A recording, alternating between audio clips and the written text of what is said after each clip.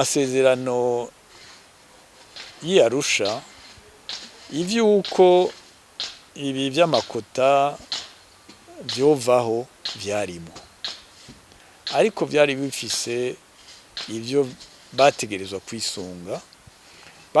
kwisunga yuko programme yo gusubiza hamwe abarundi yashobotse yashitse ku ngero yuko atawusubira kuvuga ivya 2022, atawusubira kuvuga ivya 1993, 1965 n'ibindi, atawusubira kuvuga mu madiscours adoma kurutoke abanaka ngo bakoze amabi naya ivyo vyose biguma bivugwa n'ubu. Turabizi yuko mu nyigisho zihari haba mu mashuri n'ahandi ivyo bintu birahari, bavuga bati amabi yose yavuye ku Batutsi, ku Bahima, ivyo birumvikana.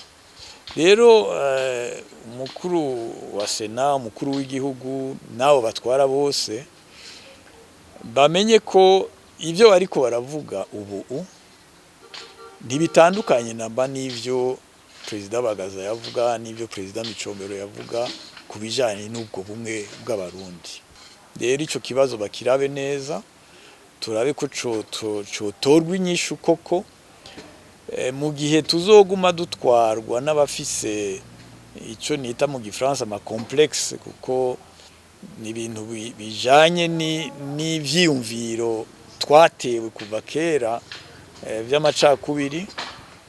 Ivyo vyiyumviro tutavyicariye cyane cyane mu Barundi n'Abanyarwanda, tutavyicariye ngo tubitorere inyishu, dusubire kwitwa abarundi koko, aka karere kacu, simvuga gusa Burundi, aka karere kacu kose nta mahoro tuze kwigera turonka, kuko intumbero y'umukoroni niyo nyene, ntimuze mwigere muronka amahoro. Turashobora gushigikira ubu muga dufise ubundi tumubika kugira ngo nimwatwankira ivyo dushaka gushikako tumubwira batere ingwano zisubire kuba. Mubimenye, ntimupfe gusinzira nk'uko n'abandi bari basinziriye ngo amahoro arahari, ngo ubumwe burahari, naho ari za mvugo za politike zidashaka kuvuga ukuri. No shikiriza ivyo Martin Ndayahoze yigeze kwandika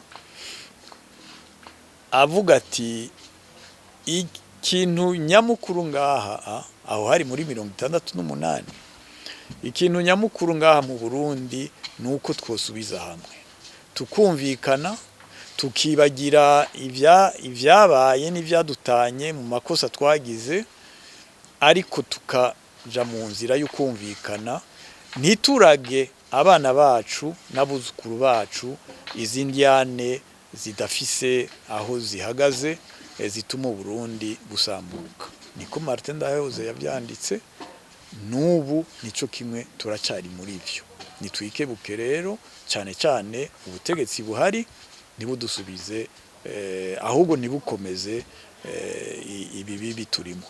Ibi biriko biraza i Burundi bishyuze mu ngiro bidakemuwe na gatoyi, nukuvuga ko intwaro iri kirubaka Republika y'u Burundi nk'uko Republika y'u Rwanda yari iri kuri Kayibanda no kuri Habyarimana.